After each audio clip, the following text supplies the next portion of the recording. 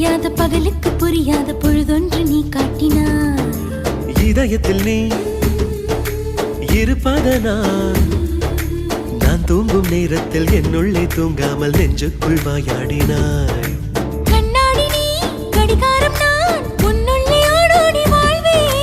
காதல் எனும் கடுதாசி நீ என்றென்றும் அன்புடன் நான்